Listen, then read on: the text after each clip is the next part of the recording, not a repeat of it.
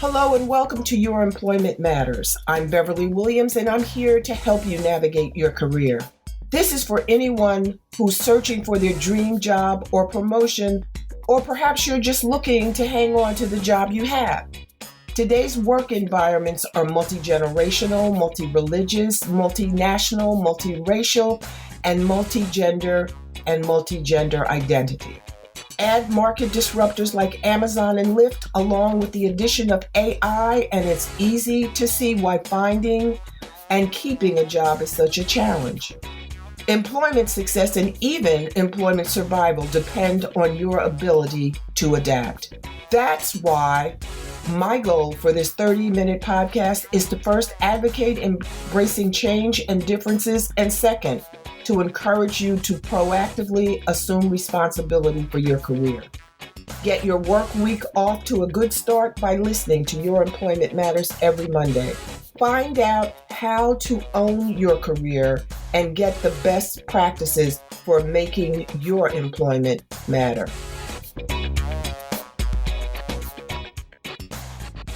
You may know by now, because you've heard me say it before on previous podcasts, that I am a very strong proponent of having multiple income streams.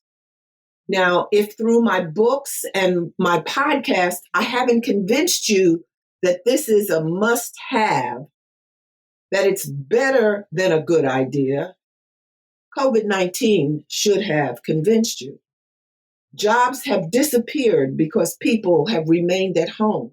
If you hearken back 10 years ago, you'll remember when we had the Great Recession. There were a lot of jobs lost then. And unfortunately, I don't think that people learned the valuable lesson they could have learned in 2008, 2009, when the workforces shrunk. They're shrinking again. And they will continue to shrink because of technological innovations, such as artificial intelligence, AI. Now, to me, it's abundantly clear that jobs that exist today may not exist 5 years from now. AI is not the only cause. Jobs have been lost before, really because of management decisions, because of change in circumstances, because businesses go out of business. There are a number of reasons that jobs disappear. People's desires, wants, they change. You may want to watch TV shows on your phone rather than a television. So the TV industry may change. Entertainment has changed. Some jobs are eliminated, some other jobs replace them, but not always. Now, my guest today is Michele Banister, and she exemplifies what developing multiple income streams looks like. Michele, I'm going to read her bio so I don't leave anything out. Michele is a registered nurse, a certified coach, a speaker, educator and trainer, a radio host, and an award-winning author. Her goal is to help others reach their full potential by providing information in a concise, direct-to-the-point manner. Michele offers coaching and professional writing services such as social media posting, articles, resumes, and blogs. Her books are written under her pen name, which is Michele Sfakianos. Is that right? Sfakianos. Sfakianos. That's Greek, isn't it? Yes. My favorite country. To travel. Michele's radio and TV program is entitled Life with Open Pages. Now, before I welcome Michele, let me spell her last name for you. It's S as in Sam, F as in Frank, A.k.a.N.O.S. We don't want you to try to find her book and not be able to spell her last name. Welcome, Michele. Thank you so much for joining me today. Oh, thank you for having me. Now, Michele, before we dive in, let me tell you before we go into that, before we start, let me lay the groundwork, the foundation as we say in legal parlance. I met Michele virtually a couple months ago.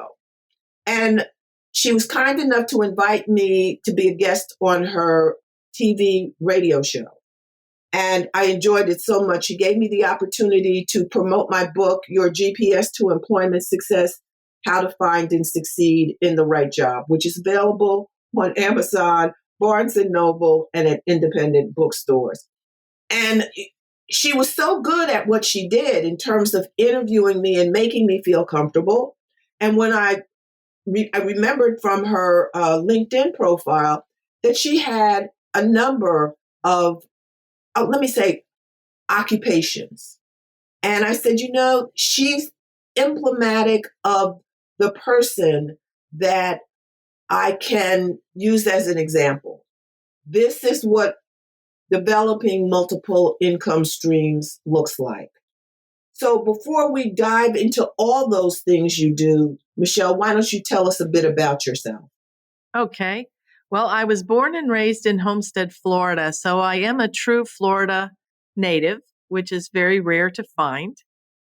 We moved over here to the west coast of Florida, to the Fort Myers and Naples area back in 2001.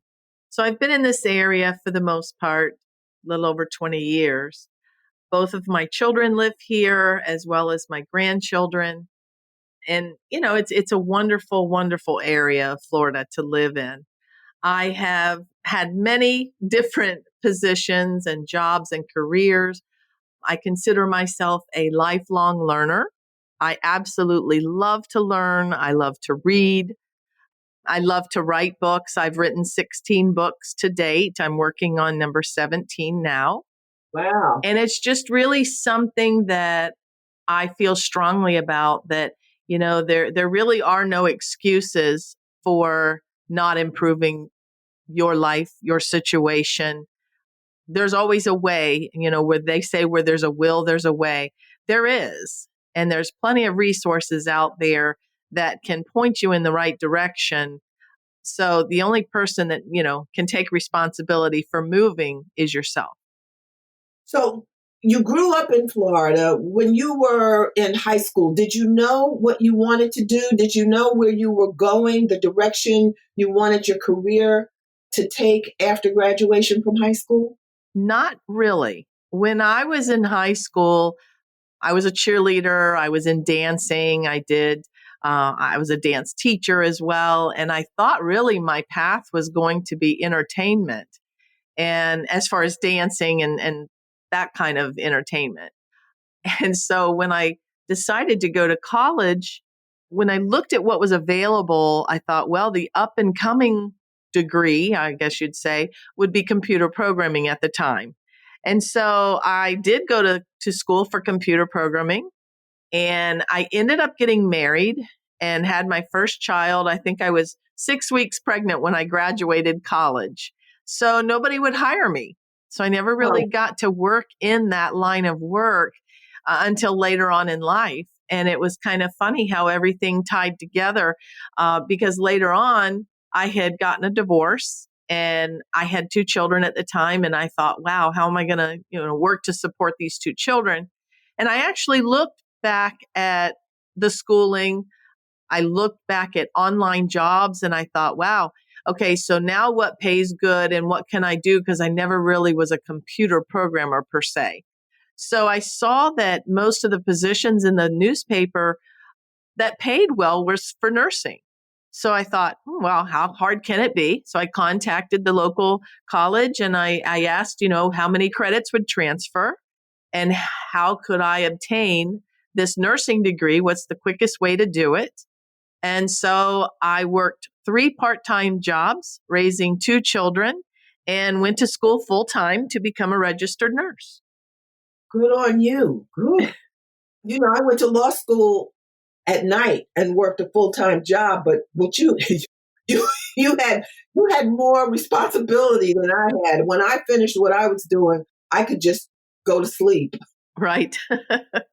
How did that work out for you? I mean, did you feel overwhelmed? Or At That just seems times. that's arduous. Yes, at times it was a bit overwhelming. But I was pretty lucky because the kids and I were living at my mom's house and I was helping her out. So it was kind of a win-win. She helped me, I helped her. And so being able to, work those jobs, most of the jobs that I worked, like I said, they were part-time.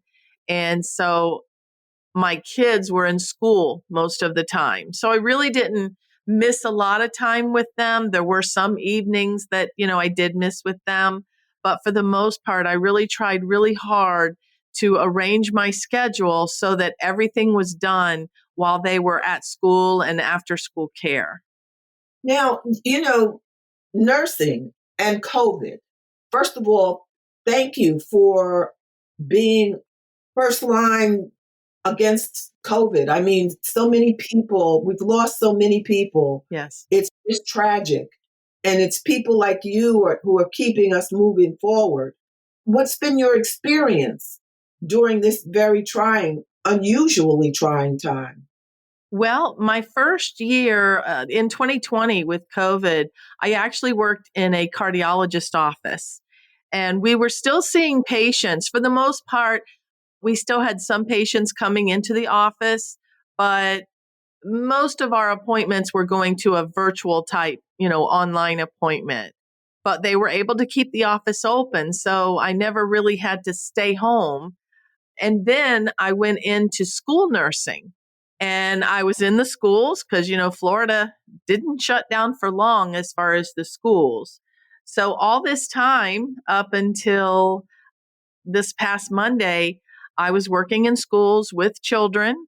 We were required to wear masks, but the children and the teachers were not required to wear masks. So it was really quite the experience of, you know, how well can you protect yourself? How well are the children being protected? And it really, honestly, wasn't that bad. That's good to hear. That's really good to hear. Is nursing a profession that you would recommend to maybe our listeners? Anyone listening who's undecided about what career path might suit them? It is. I do highly recommend it. And the reason why is there are so many different areas of nursing that you can go into.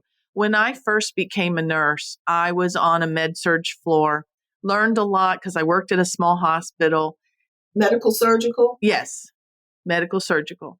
And I learned a lot. And then I went into nurse recruitment. So I did that for about a couple of years, about 2 years.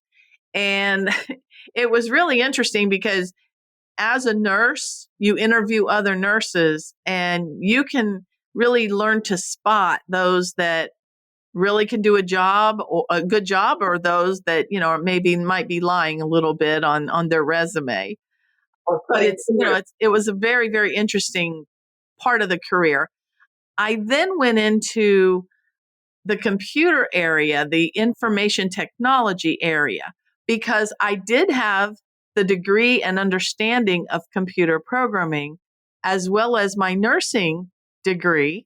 And the two tied together just beautifully because I was able to talk both languages. So I could interpret the computer lingo for the nurses and the nursing lingo for the computer guys. And so it just really worked out to be a wonderful job. I ended up installing computer systems in hospitals for doctors and nurses with a very large company. I traveled for 4 years and got to see a lot of the United States. So it was really interesting. It was in 2016 that one company bought out another company and basically offered us severance packages to leave. So that was kind of when my career had to kind of start over. It wasn't easy. I did real estate for a couple of years, just trying that out to see if it was something I wanted to do. And I always knew that nursing was still calling my name back. And that was how I ended up at the cardiologist office. Well, you've had a very eclectic employment journey thus far. Yes. Yes. Now, It's I kept tell things people, go ahead. I'm sorry. it's definitely kept things very interesting. the beauty of all of this was I worked from home for over 16 years as this nurse slash computer geek. And so that's kind of what gave me the opportunity to start writing my books. Before we go into your TV and radio program, tell us about your books. Okay. Like I said, I've written 16 books to date. My very first book happened because my daughter and my grandson were living with us at the time, and she wanted to move out. And I thought, wow, I'm probably a pretty good enabler. So I wasn't sure how well she could take care of herself and my grandson. So I kind of started taking notes. Well, about that time, my friend's son had been in a motorcycle accident, and Oh, he was having to learn things over from scratch. So she's like, hey, if you're making those notes, I sure could use them for my son. You should write a book. And I thought, I wonder how hard this is. So I did some research. I actually read a book on how to write a book and what you need to do to be your own publisher. And so I did. That's that was my first book. And I created a 411 series. I have the 411 on life skills because it's all information. It's all just like you said earlier, direct and to the point in a concise manner. I did the 411 on surviving teenhood, a book for teens and their parents, the 411 on surviving step parenting. And then I kind of branched out after that and continued with I did do a 411 on reinventing yourself because, a lot of us go back into the workforce after a long time and really we aren't sure what to do. How do we interview and who do we contact and how do we polish ourselves up? So there were just different times of life that I needed to address in all these different areas. So that's what I did. you're absolutely right. The need to reinvent yourself, if you've been out of the workforce for any period of time and you're going back in, you need to make sure that you're presenting yourself in a fashion that will make people feel that you have your high energy, that you're engaged. Yes. But I find that especially more experienced people feel that their resume speaks for them. They've accomplished so much and they're so experienced that that's enough. And unfortunately, it isn't. It is not in today because there's too many algorithms and too many things that are hindering people from even getting that initial interview. No, that's true. I've said this told this story in previous podcast interviews that I saw an HR person. It was some TV show, and she was lamenting that she wasn't getting job interviews, and she extolled her experience. She was an HR professional of I don't know how many years, and she had a wealth of experience, and she wasn't getting any interviews. And I looked at her, and she looked almost monochromatic. She knew she was going to be on television, but it looked as though she had done nothing to spruce herself up. Oh, okay. You know what I mean? I mean, now a lot of women don't wear a lot of makeup and that's fine. But if you're going to be on television in a video, on a Zoom meeting, and it's an interview or something like that, you have to buff yourself up, as I call it. Yes. You have to add a little pizzazz because the Zoom platform will drain you out. Yes. Television will make you a believer. Yes. I tried to tell my friends, you don't want to go on that Zoom call without your makeup. And it doesn't have to be heavy, but you need to brighten up. And she hadn't done that. Oh. And I knew she would, if she didn't change her appearance, it would be difficult for her to get a job. Yes. And because the competition is fierce. That's true. You have to stand out. You have to do everything that you possibly can to stand out and be somebody. No, you're absolutely right. Now, how did you segue from nursing to your TV and radio program? Well, it was kind of a progressive act. I started with my books, and in writing my books, I realized, that would open doors for speaking and different types of engagements, training, education. And I thought I really wanted to be intelligent enough in front of people, and I needed the training. I wasn't just going to step out and do it. So I actually became a John Maxwell certified coach, speaker, and trainer, so that when I did get speaking gigs, I would look intelligent and just be able to help people. And that was when I kind of discovered, wow, I love coaching, whether it's small business coaching, personal coaching, life coaching. I love coaching. So as my coaching business had, picked up and done really well, and then of course COVID hit and I lost my coaching business, that opened up a platform for me to start doing podcasting. I thought, if I can't help individual people, I'll just jump on a podcast and record these podcasts and help a lot of people. And about that time, I had an email from a colleague of mine that we'd stayed in touch for, well, been about 10, 11 years, I guess. And he's the producer of the live radio show that I do. And so I reached out to him and I thought, hey, maybe it's time to finally try this and let's try this and see how it works.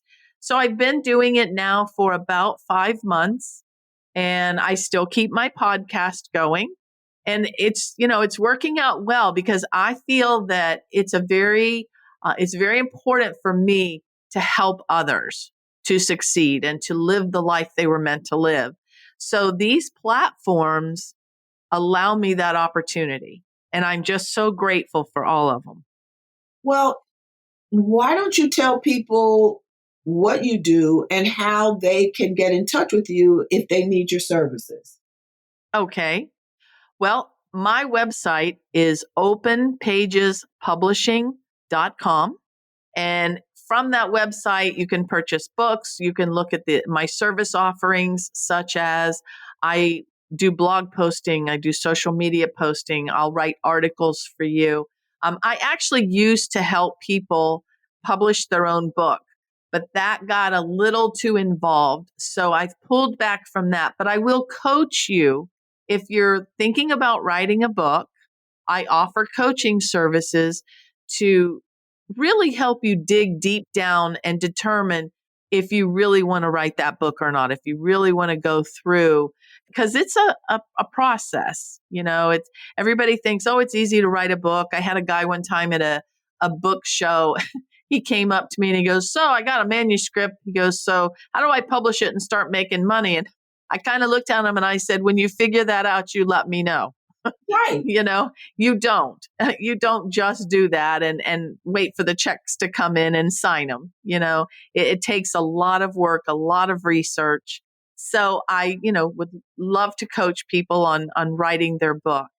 And you can also link out to my podcast as well as my live show. I have my recordings out there as well on the website. So it's kind of a one-stop shop for everything. And it's just, like I said, I know I was put here to help people, and I will do whatever it takes to make sure that someone else succeeds. And that's what brings me great joy. I feel the same way. It distresses me when I see people and hear them more than see them. Mm-hmm. But I hear people say, I've been working here 6 months. It's time for a promotion. And I'm thinking, what planet do you live on? Wow. Yeah. What contribution could you have made in 6 months to warrant a promotion? Maybe, I don't know what your skill set is, but that's unusual. That's very unusual. Or, the great resignation. What do you think? What do you think about that? I love when people say, well, if I'm not going to get this or that, then I'll just quit. There's a lot of people looking for jobs right now. And there are a lot of people who have jobs that don't want them, that someone would just absolutely love to take your place. I would just say be very careful in what you say and how much you complain, because those people that complain are eventually let go to allow an opportunity for someone who really wants that job to come through the door. So be very careful what you wish for, because you just might get it. Because, I'm hearing phrases like employees have leverage. And I'm thinking some do, most don't. Yes. They're making offers, adding more benefits, more time off. I said, okay.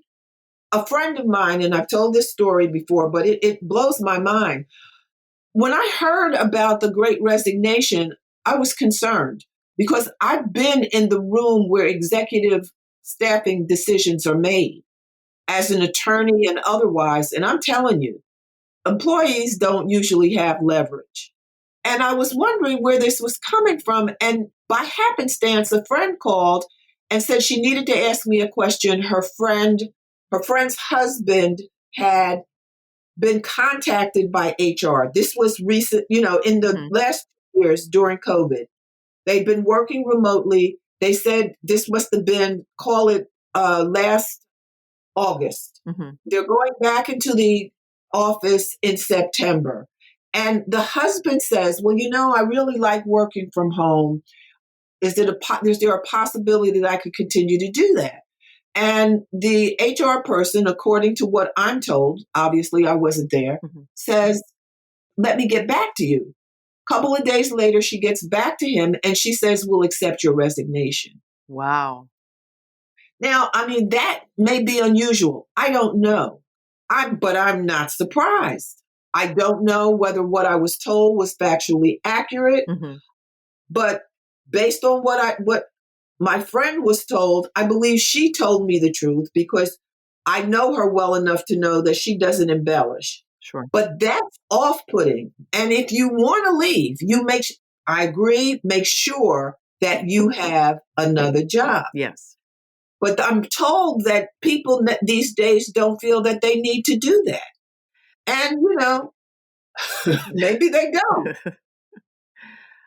One of the things that I'm really just kind of blown away by is with this younger generation that they don't feel the need to give a 2-week notice to leave a job. No, they don't. I have seen so many that just, oh, well, they go in and today's my last day. Yeah. And it just really just blows my mind. Of course, I'm a bit old fashioned and I believe still that, you leave a place, you need to give an ample notice, leave on good terms, because, whether you think you need it or not, you may need that reference. They don't think about that. They don't.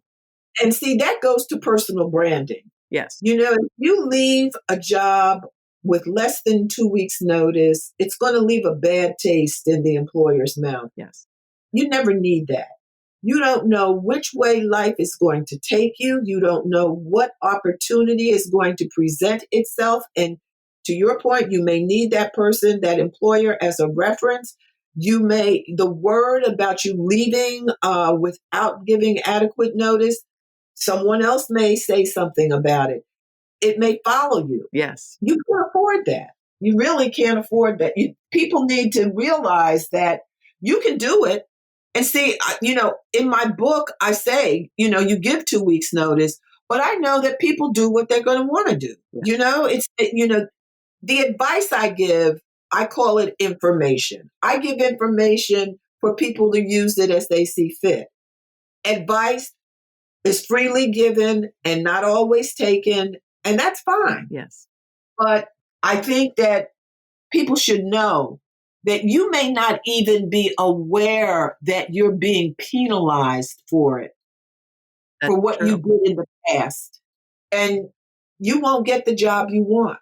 And who can afford to close the door on opportunities that haven't even presented themselves to you yet? Exactly. But, I I know that you're right. They don't give the traditional 2 weeks notice. Now, we're about to end. Is there anything, any advice, any information you'd like to leave our listeners with? Sure. Just really think hard about your life, where you are, where you'd like to be, and start working from where you want to be and backwards. And the reason for that is you need a path to get you there. If it's going to be take a class, take a class. If it's going to be read a book, sit down and find a good book that's going to get you to where you want to be. Find a mentor. Mentors are very important, but be very respectable of their time and their efforts. There is so much out there for you if you want to improve your life. But again, you have to take the first step. I agree 100%, Michele. And thank you so much for sharing your employment journey and the wealth of information that you've amassed over the years as you've moved from position to position, training to training, and you are definitely a role model for those who are prepared to embrace my suggestion that they develop multiple income streams. Yes, It serves to your benefit. absolutely. And thank you for having me on your show today. Okay, be well. You And everyone, if you're so inclined, please leave a review. We would much appreciate it. And again, my new book is Your GPS to Employment Success: How to Find and Succeed in the Right Job. Available on Amazon, BarnesandNoble.com, and independent bookstores. Until the next time, thank you so much for listening. Goodbye. Thanks for listening to Your Employment Matters with Beverly Williams. If you found this podcast helpful, please subscribe and leave a review. I truly appreciate your support, and that helps other listeners find the podcast. If you have a comment, question, or suggestion, you can reach me at BAWilliams@youremploymentmatters.com. My book, Get the Job Done, is available on Amazon.com and BarnesandNoble.com. Please join me again next week. Until then, remember to embrace change and differences.